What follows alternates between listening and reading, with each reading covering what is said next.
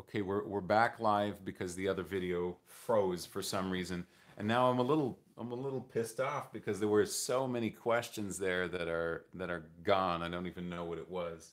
So if you guys could just retype in the questions you asked, you know, copy paste because I can't see them right now. That would be great. It was something about anyway. We'll continue with the octaves. We were talking about repeated octaves. So those two things, having this movement in the hand, and then staying inside the keys. That's going to help. Doing both those things should make it very easy. So put the questions. Just ask the questions again, guys, because I lost all the other stuff when I ended the video, which is a shame. And I want to get to all your questions. So just copy your thing you wrote and paste it or put it back. I'll see it eventually on the other video. Hi, do you believe in daily finger exercises to build stamina, like octaves or thirds, octaves or trills, thirds, and such? Well, you know, that's not a bad idea. I find that personally, when I do those sort of exercises, I'm just more ready to play. You know, like one of the ones I talked about is the one there by Horowitz, like this, for the independence of fingers. You know, there's one I also used to do just for having exercises for the technique. Actually, this is a very good idea if you're learning the new technique. That can be very good. It depends what you want to work on. You know, you might take a weakness and work on that. Like if doing octaves is a weakness, then do it. If you're trying to learn rotation and you want to get better at it, then you can do these things.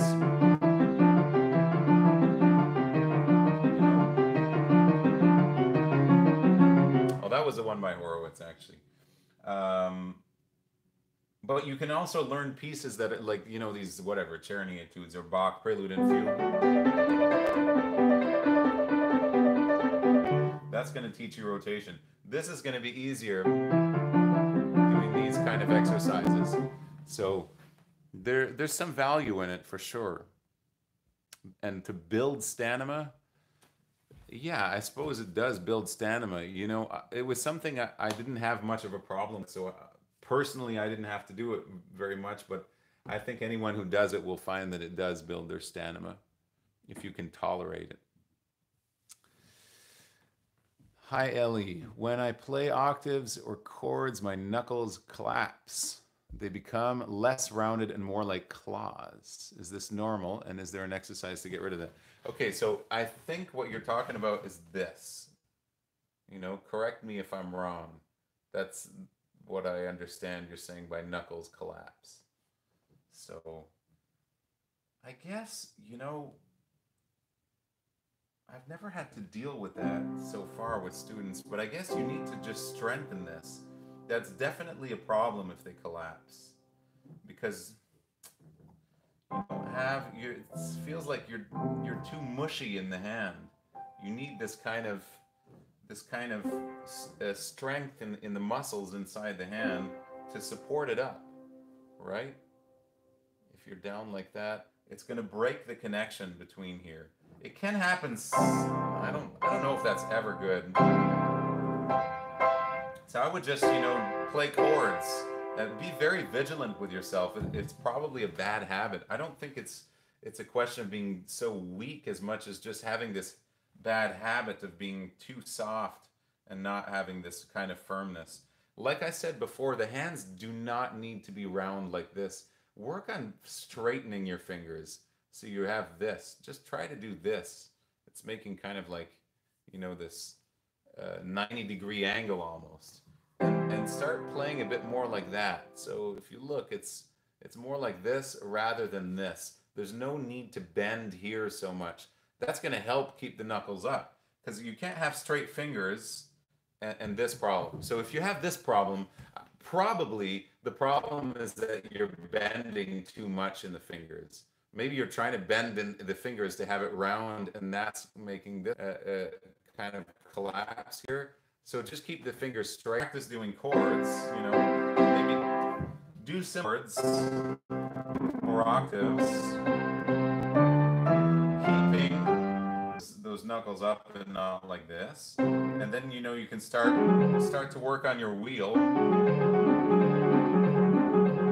with straighter fingers than usual. So not like you'll have a very hard time to transfer weight like this. It's almost, you know, you're removing 90% of your, it just doesn't work. So straighten the fingers up so that you're doing something more like this and then coming down here. So I hope that helps you.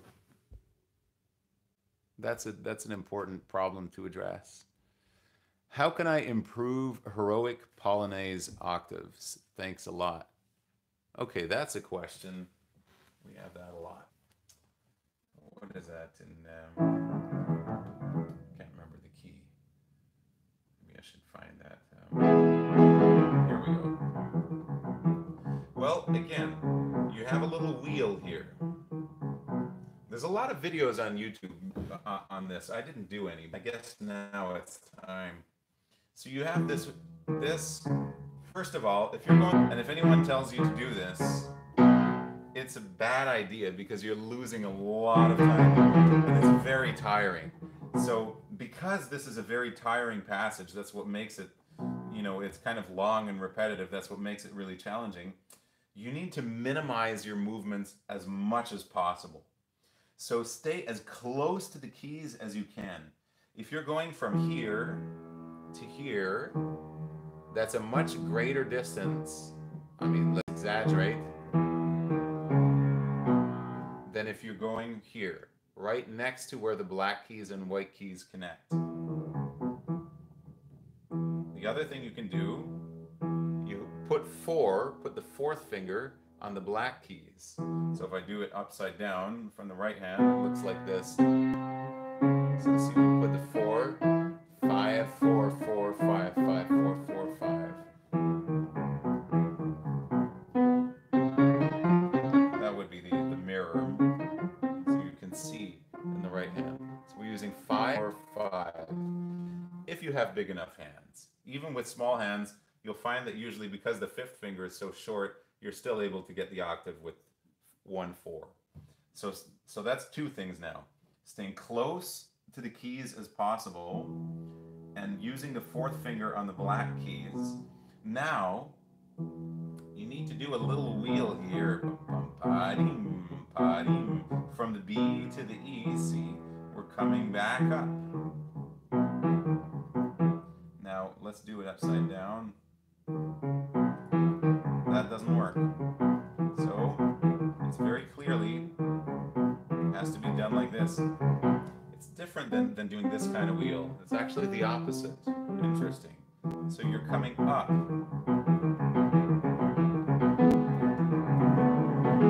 So now we have this wheel. So the wrist is a little higher going down, and then from the B to the E, we're coming back in.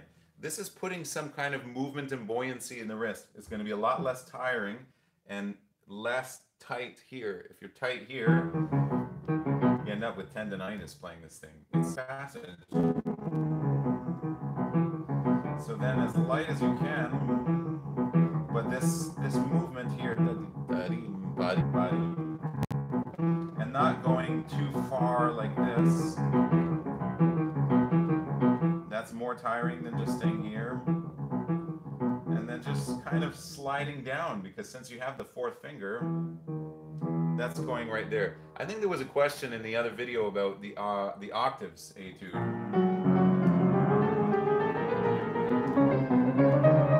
So that's very similar. And I did do a video on this, so just look at that video. But, you know, we're trying to move as little as possible to do this. So if you group them in this way, I explain it more in the video. Users on the black keys, you're moving less. See, barely have to move for these two. So that would be my recommendation for this. That with staying close to the keys and not going down on them like this, because that's very tiring. Try all that. I hope that works. My teacher doesn't believe in exercises for stamina. He says there's no technique which is independent of music. That is correct. So you always have to work directly on the pieces. Do you agree? Well, I absolutely agree that there's no technique.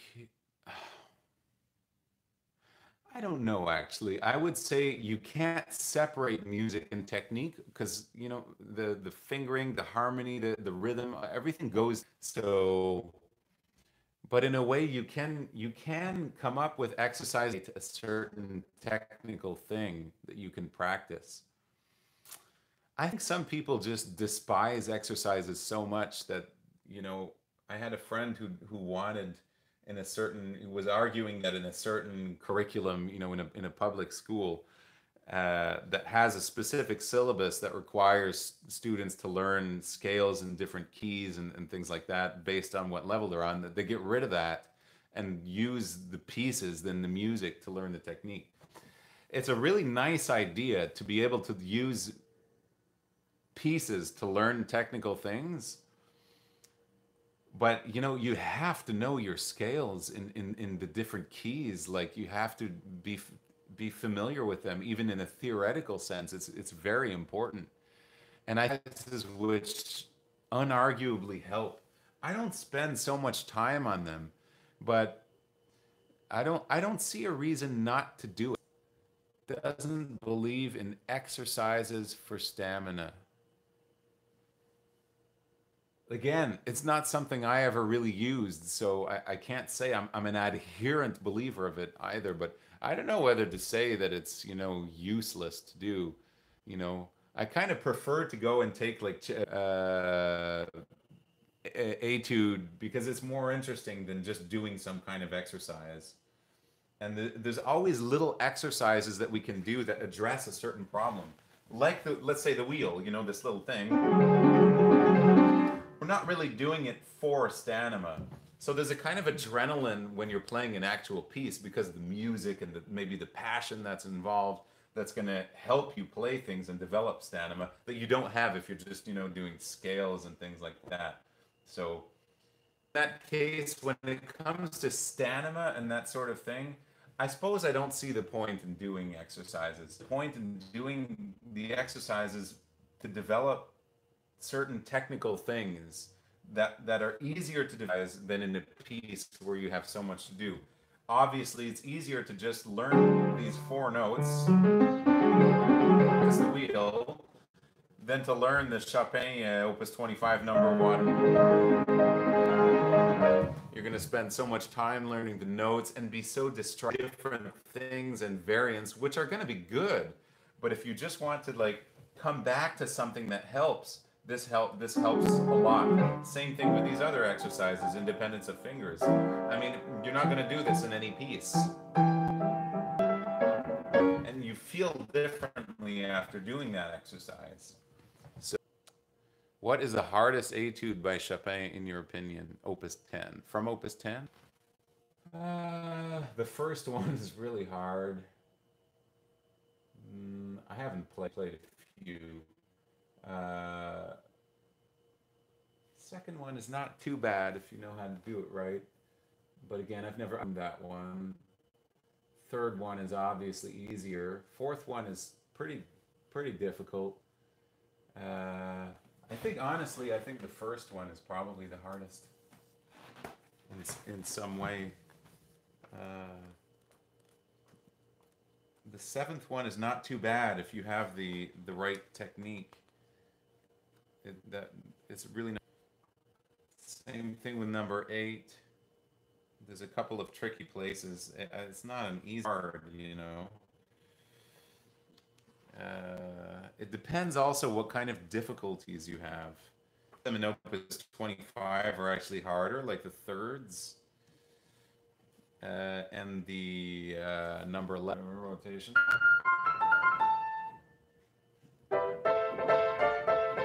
That one. Yeah, number 12.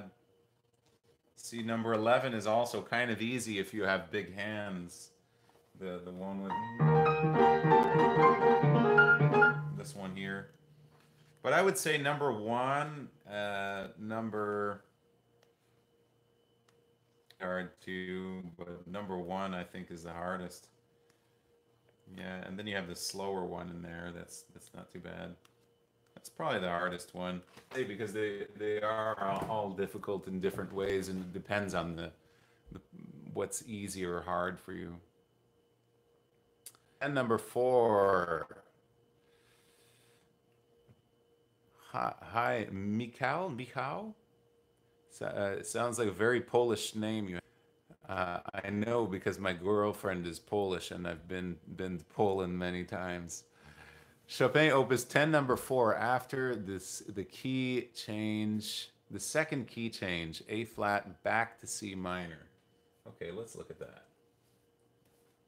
Back to C minor, chromatic first inversion, chord. Okay, hold on, let's find this. So number 4. Is this you know? If you could give me a bar number, that would be easier to find that right away. Okay, where the key signature changes back to C. Okay, I think around like 27, right? Chromatic first inversion chord bass B, 16th notes on top, right? I have long fingers like you do. Any ideas on not tripping over your finger? I have been pointing my fingers to the right and my thumb, okay, parallel to the keys. Any thoughts on getting around that passage and leaps afterwards? Okay, so I think where you're talking about is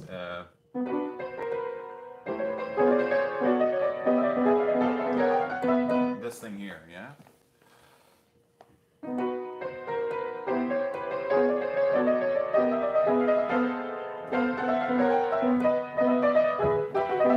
I haven't looked at this in a while.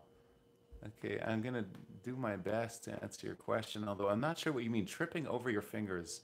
I've been pointing my fingers to the right and my thumb parallel to the keys. Pointing them to the right. Let me know if this is the right place, Michał. What I do is I go in on these. When you have more than one note at a time, you have to be prepared. Which means you come back.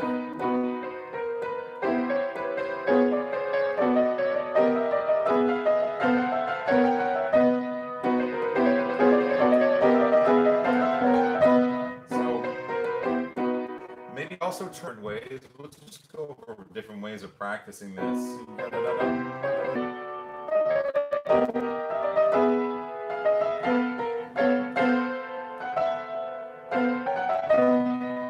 Group it this way so that you're always finishing with that accent in the front.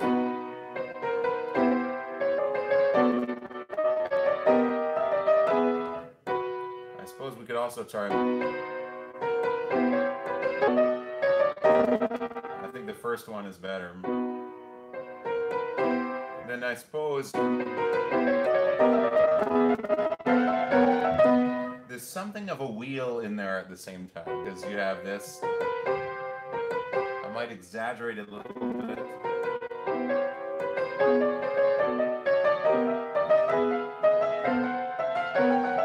Wait, you can work on this.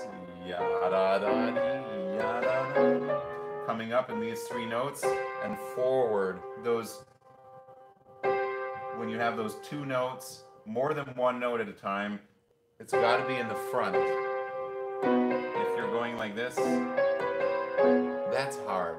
Now you're going to work like crazy with the fingers. It's very hard to do that way.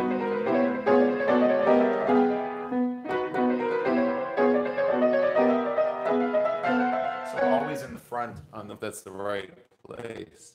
Bar 27, yeah. So I hope that helps. Let me know if you were going in the front, because that should make a difference. Any other thoughts on getting around that passage and the leaps afterwards? Oh yeah, that's great, because after that we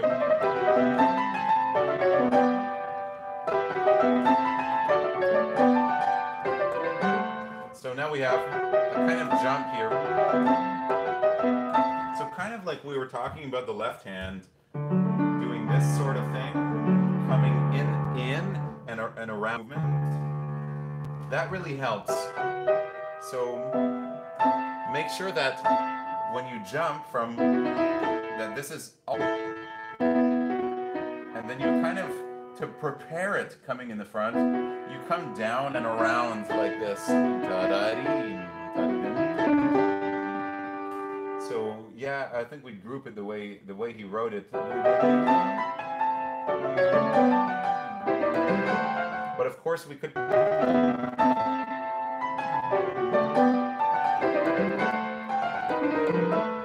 practice the other jump. And then what about the rotation in this? Don't forget about this.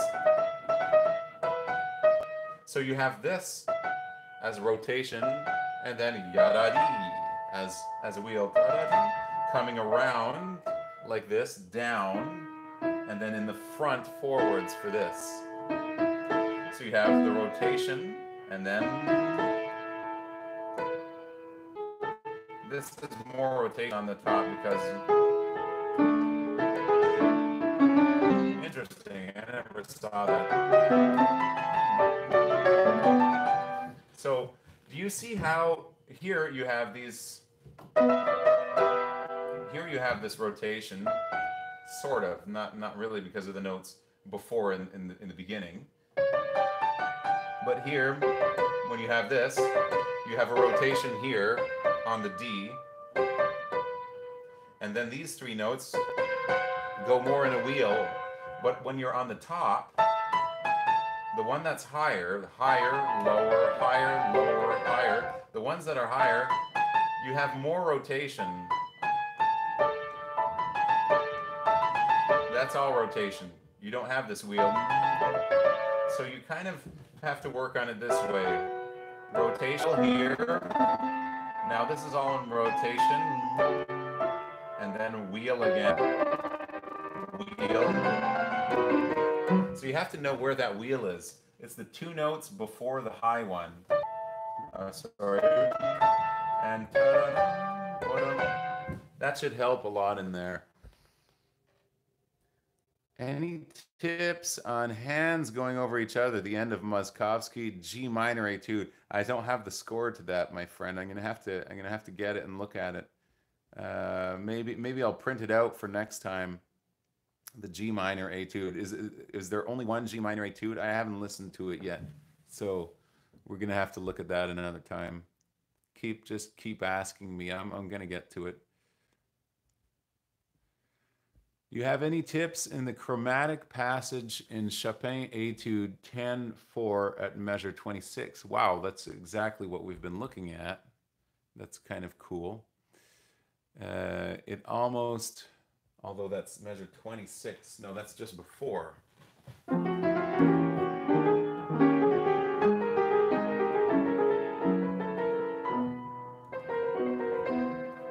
Well, they're the same in those two bars. What did you say it kind of reminds you of? 10-2. Yeah, that's true. That's true. Similar. Of course.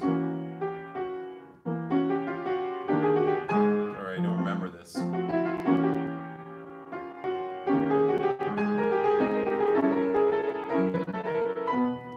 Okay, how do we practice this? This is very similar to what we just saw.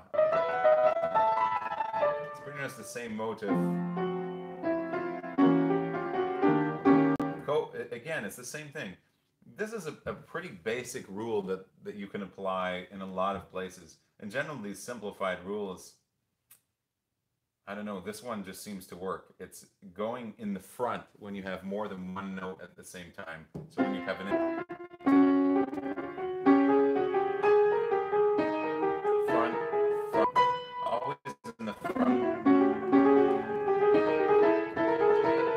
Now for the other fingers, little wheel here.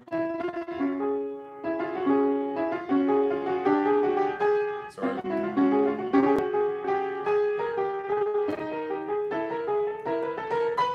So try to try to examine what kind of technique you can use in different. Of course, it's easier if you would play it for me and I could see you do it.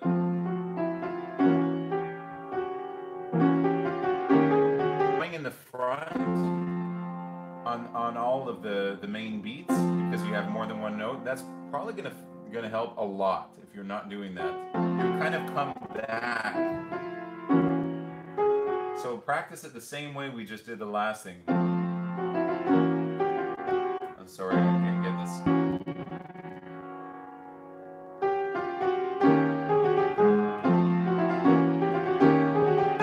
Like that. I suppose you could also do this.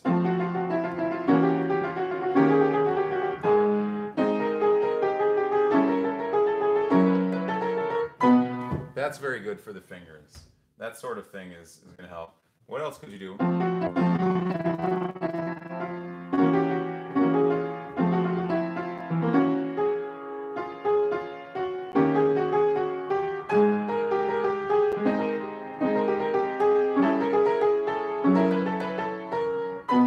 That's going to help a lot. Yeah, that's a good idea there. For answering our questions. It's my pleasure. This is fun. I'm enjoying this, guys. Hey, Stephen. Hi, Alain. I started when I was 17. I'm 25 now. I managed to play most Chopin nocturnes. But will there ever come a time where it is physically possible to still attain, or is this limited by having started early enough? I can't seem to reach a higher speed with than half of Fantasy Impromptu's tempo. Right. It doesn't feel I'm straining either, and I do transfer my weight. Okay. Nocturnes level-wise, you mean around the level that they should. In more difficult pieces, it's harder to attain those fast tempos. Well, you know, I suppose we have to look at technique and just see if there's some things that, you know, maybe you're wasting a little bit of energy. It's hard to say. I would love to see you play, and maybe I could help you with that. Can't seem to reach a higher speeds than half a Fantasy Impromptu tempo. Well, I mean, we could talk about scales. You know, one of the things with scales, again, one of the reasons that we don't.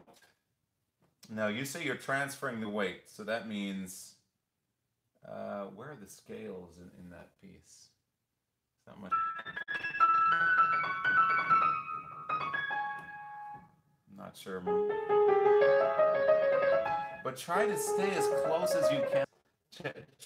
Check if you're doing that. If you're very close to the keys, it's a lot easier to go fast. For example, if I do a chromatic scale and I go like this, it's a heck of a lot harder than just like sliding next to the keys. Another thing we can practice with scales, they just happen to be much harder than we realize, is having every finger in place. So let's say we have C, fingers already on D, D, fingers already on E. Now on release the D, the thumb has to come immediately on the F, like this. You know, let me do it in the... So C, fingers already on the B, it's already placed. Play the B, the C, the thumb comes out. So the movement in fingers is more the release than the attack. It's the release of the thing. So second finger already touching the key.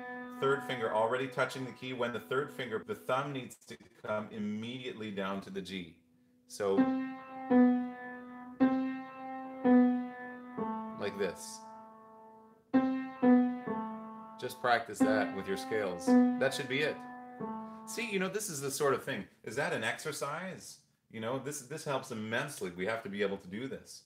So it's going to actually improve the stamina, but it's not going to improve the kind of like endurance. So yeah, I would agree with your teacher in that way. If it's just like getting like power and endurance, I'm not sure that that's a good idea. But for technical purposes, it's very important. So now the thumb has to come immediately on the G. Now, once the thumb plays, we release the third finger. The second finger has to go immediately on the F, like this. So we were here. That's how we do. And then so on and so forth. So you can work on scales like that. You'll probably find that you're able to do them a lot faster. And then everything you do that's, you know, like uh, applying the wheel, it should be a heck of a lot easier because it's like doing a chord. And probably piece is knowing when to switch between wheel and rotation. That's when we doing a tongue twist or like, well, this is easy, you know, because getting this switching. So this is wheel and this is wheel. But then when we come back on this note, that's rotation. And the rotation, I do it like that. But your rotation, the finger should be already on the key. And then it's not doing this, it's doing this. Kind of sort of from here and not with this. So we have wheel, back down, and then rotation. So I think most of these problems with not being able to play up to speed can be a technical problem.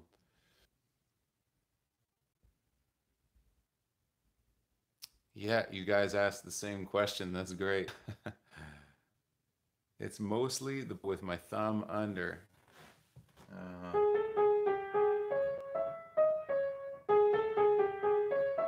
okay, in the scales, yeah, yeah. So that's gonna help. That sort of thing. That was what's his name again? I put a video of when I heard him after I heard him teach that. He wrote all those Mozart cadenzas, Grand Musicologue. I forget his name. Never mind. Thanks for the masterclass. It helped so much. I'm glad this helps, guys. That seems to be the and that's about it for now. So I'll see you next time. If you want to know when the next one is, the schedule's on Patreon. So come on, Patreon. Watch the full concert from Friday. Everything's already up there. You get to be the first one to see it. And all the Q&As that are being done there, the schedule is on Patreon. I'm writing in advance when they are. For $2 a month, you got the schedule. Stephen, that was awesome. Thank you. Thank you. Thank you for listening. I just heard piano hands, feel much freer already. I was moving my wrists in the wrong directions, pressing into the key. Thanks again. Glad this helped. We got maybe one last question here. At the beginning of heroic, how can I play faster chromatic thirds? And I should put pedal on the accent. Faster chromatic thirds. Again, I'm sure you find like Josh Wright had talked about this in a very good video, doing something like this. So that's a good one. But again, make it short and sweet. Play it just like we did in the scale. Make sure the next thing gets placed right away. Doing this is going to free up the thumb. So you're holding the higher note so that you can be immediately in the next position. So I don't know if you can see that properly. I almost have a camera on the other side. But if you play this, you release the thumb, immediately you're already, while you're holding this, you're already in place to play the next one. See? So on the attack, the next one.